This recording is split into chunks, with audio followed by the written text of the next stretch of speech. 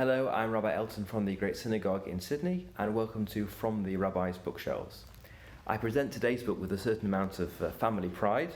It's Maalos HaTorah, which means the steps or the rungs of the Torah, by Rav Avraham, the Maggid of Shlomo. Who was Rav Avraham? He was apparently one of my ancestors. There is a family tradition that he was a great-great-grandfather many times removed from myself, and he was the brother of the Vilna Gaon. We have discussed the Vilna Gaon before. He was the greatest rabbi of 18th century Lithuania, and Rav Avraham was his brother, younger by 2 years, born in 1722 and dies in 1807. He was also deeply, deeply immersed in piety and in the learning of the Torah, and he wrote this volume, Maalos HaTorah, to encourage people to understand the profound mitzvah that was involved in learning Torah, the spiritual benefit, the importance of Torah study. Let me tell you a little bit about what he writes. He says, for example, that every time we learn Torah, we actually accomplish 24 separate mitzvot. You might think there's just one mitzvah to learn Torah. In fact, 24 different mitzvot are all accomplished every time one sits down to learn Torah. Or how about this quotation here?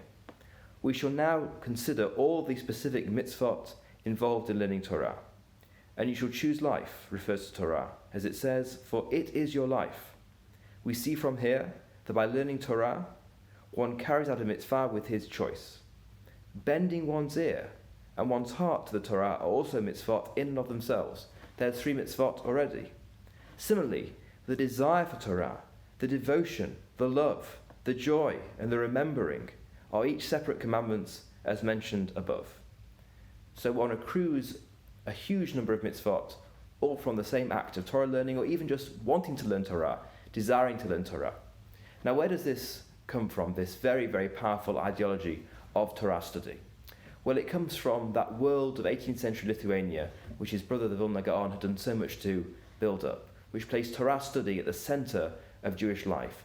The yeshiva, which was really found in its modern form in 18th century Lithuania, and the Rosh Yeshiva, or Rav, the head of that yeshiva, that became, and still is in the Haredi world, the epicenter of Jewish religious life. Not the synagogue, not the home, but a powerhouse of a great, brilliant rabbinic mind with disciples gathered around him.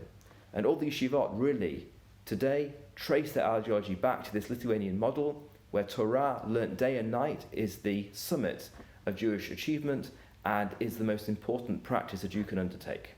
So a book published many years ago, over 200 years ago, but I think still the engine and the battery which is powering the Haredi yeshiva world even today.